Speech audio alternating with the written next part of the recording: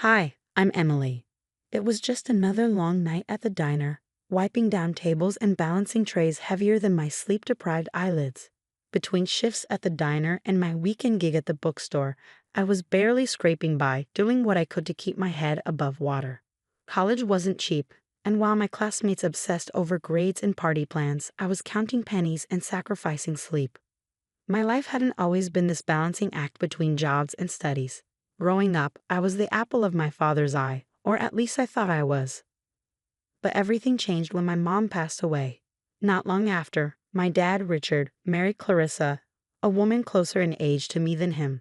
She was always draped in clothes and jewels, desperately trying to appear younger. Since then, home felt more like a battleground than a sanctuary. I was told my college tuition was covered by the trust fund my mom had set up for me, a final act to secure my future. But by my sophomore year, financial cracks started to show, and I began picking up more shifts. I told myself it was just for extra book money or a little cushion for emergencies. Then, everything came crashing down on a chilly Thursday morning. Between classes, I got a call from Mr. Thompson at the bank. His voice was calm, professional, but the weight of his words made my knees buckle. "Miss Tyler, there's an issue with your tuition payment. It seems there are insufficient funds in your account." "Insufficient funds?" I repeated, my voice shaky with confusion. "That can't be right. Can you check again? It's supposed to be covered by my trust fund." "There's been significant activity in the account," Mr. Thompson explained, his tone sympathetic. I hung up, my mind racing. Significant activity? Depleted? These weren't words that belonged to a fully funded trust. Something was very wrong. That evening, I confronted Richard over dinner. The dining table felt less like home and more like a boardroom as I laid out the facts. "Dad, there's a problem with the trust fund. The bank says my tuition hasn't been paid because there's almost nothing left. Do you know anything about this?" Richard's eyes flicked to Clarissa, who was pushing her food around her plate without interest. After a tense pause, he sighed, his mask of ignorance slipping. "Emily, I had to use some of that money. We had expenses, and I thought I could replace it before you noticed." "Expenses?" I repeated, my anger rising. What expenses could be worth risking my future? Clarissa spoke up then, her voice cold and dismissive. "Life isn't just about your tuition, Emily. We have needs too." I stood abruptly, my chair scraping the floor. "This isn't just about needs, Clarissa. It's about trust. Something that clearly doesn't matter in this family." That night, with a heart heavy from betrayal, I packed a bag and left. I couldn't stay in that house with the truth hanging in the air like smoke. I moved in with a friend, determined to find out how my future had been sold off for Clarissa's jewels and Richard's lies. The following days turned into weeks, and each passing moment deepened the weight of my father's betrayal. My trust fund, my future, had been blood dry, not for emergencies, but for lavish, unnecessary indulgences. The realization lit a fire in me, and I was determined to uncover every deceitful transaction Richard had made. Between jobs and classes, I combed through bank statements and financial records, slowly piecing together the truth. The withdrawals lined up with Richard's shopping sprees and high society events with Clarissa, flaunting their wealth while my future crumbled. One evening, when I knew Clarissa wouldn't be home, I confronted Richard again. The bank statements lay on the coffee table like an indictment as I waited. When Richard walked in and saw the papers, his usual composure cracked. "What is this, Emily?" he asked, his voice teetering between defiance and fear. "You know exactly what this is," I replied, my voice steady, ready to face the truth. Despite the turmoil churning inside, I kept my voice steady. "Look at these numbers, Dad. Look at what you've done." Richard picked up a statement, his eyes scanning the damning figures. Slowly, he set it down and sank into a chair, his posture deflated. "It was supposed to be temporary," he mumbled, his voice low, heavy with regret. "I thought I could make it right before you ever found out." "Temporary?" I scoffed, the bitterness in my voice cutting through the air. "You gambled with my future. How could you ever think that was okay?" For a fleeting moment, Richard's eyes met mine, and I saw a glimpse of the man who had raised me, the father I once admired. But that flicker quickly faded under the weight of his actions. "It was all for her, wasn't it?" "All for Clarissa," I pressed, needing to hear him say it. "Yes," he whispered, the admission hanging between us like a heavy fog. I stood up, the chair scraping loudly across the floor. I trusted you, Dad, and you chose her happiness over your own daughter's future." Without another word, I walked out, the door closing behind me with a finality that echoed my resolve. That night, lying in the small room I now called home, the weight of my broken family ties pressed down on me. Cutting communication with Richard was painful but necessary. Each time my phone rang, I ignored it. Every unanswered message was a reminder that I needed space, a plan, something public and irreversible that would dismantle the facade Richard and Clarissa had built. As the dawn broke over another sleepless night, an idea began to form. A plan that would not only expose Richard's betrayal but humiliate Clarissa in the process. The perfect setting. The upcoming charity gala, where they always basked in the spotlight. It was only a week away, and everything was coming together more smoothly than I had dared to hope. My unlikely ally in this scheme was Sarah, once Clarissa's close friend but now a scorned ex-ally who had felt the sting of betrayal just as deeply as I had. We spent countless nights huddled over my laptop in her cramped living room, piecing together evidence of the lavish expenditures that had drained my trust fund.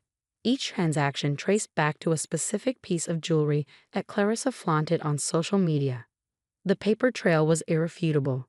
Bank statements, receipts, and photos of Clarissa draped in jewels at high society events.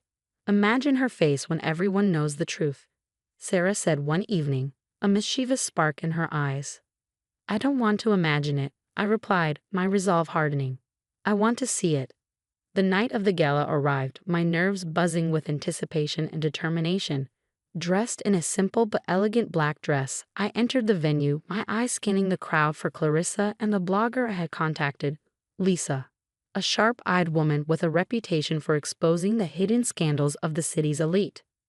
As expected, Clarissa was dripping in diamonds, jewels bought with the future that had been stolen from me. Seeing her stirred a mix of anger and resolve.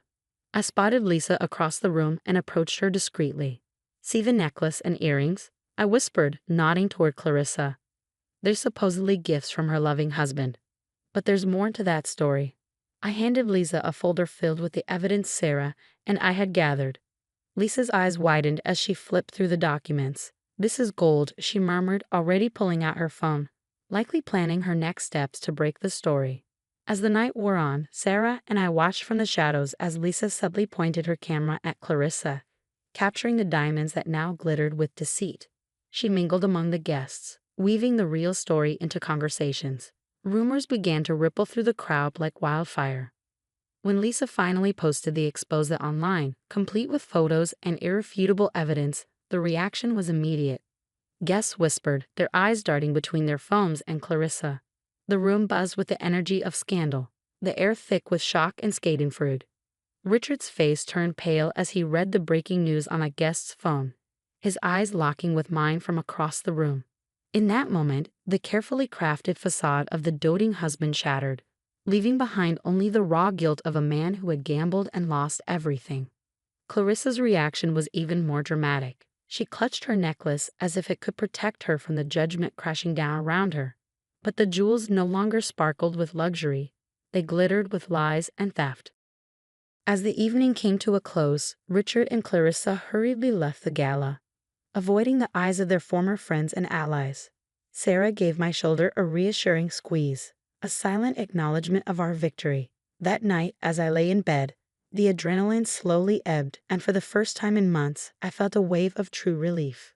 The truth wasn't whispered in corners, it had been shouted from the rooftops. I hadn't exposed their deceit for revenge, but for justice, to reclaim my future and prove it was no one's to gamble with but my own. The aftermath of the gala was swift and unforgiving. By the time the sun rose the next morning, the story of Richard's misuse of my trust fund, spurred by Clarissa's greed, had spread across every local news outlet. Lisa's blog post, armed with the evidence Sarah and I had uncovered, went viral, shared by those hungry for both scandal and justice. Richard's once impeccable reputation crumbled under the weight of public scrutiny. Professional relationships that had taken him decades to build evaporated overnight, with colleagues and business partners distancing themselves, unwilling to be associated with his deceit. His once tight social circle unraveled as friends turned their backs, condemning his actions. But the consequences didn't end with social ostracism. The trust fund, meant to support not just my education but the future of other family members, had been compromised. Upon learning of the breach, my aunt and uncle, whose children were also beneficiaries, filed a lawsuit against Richard, seeking reparations for the misallocated funds. The ensuing legal battles drained whatever sympathy anyone might have had left for him. As for Clarissa, the backlash shattered her social standing. Humiliated and shunned by her peers, she found her position in the community untenable. With her image tarnished beyond repair, she left Richard, seeking refuge far away from the judgmental eyes of those they had once mingled with. Meanwhile, an unexpected silver lining emerged. The community, touched by my story and impressed by my resolve, rallied behind me. Local business owners and residents set up a community fund to help cover my tuition and living expenses. Their generosity was overwhelming, reminding me that for every act of deceit, there is often an act of kindness. Thanks to their support, I was able to return to my studies, free from the financial burden that had once weighed so heavily on me. I moved into a small apartment, modest, but mine, and reveled in the independence it offered. It was a fresh start, a space that symbolized my freedom from the shadows of betrayal that had once loomed so large. Through it all, I had learned the value of self-reliance and the importance of holding those we love accountable. The betrayal I experienced was deep and painful, but it taught me resilience and the power of standing up for what is right. With the support of my community and my own newfound strength, I embraced my studies with renewed passion. I was no longer just surviving, I was thriving. Every step I took was a testament to the power of truth and the enduring spirit of a woman determined to reclaim her future. And now my story was no longer about what had been lost. It was about everything I had gained.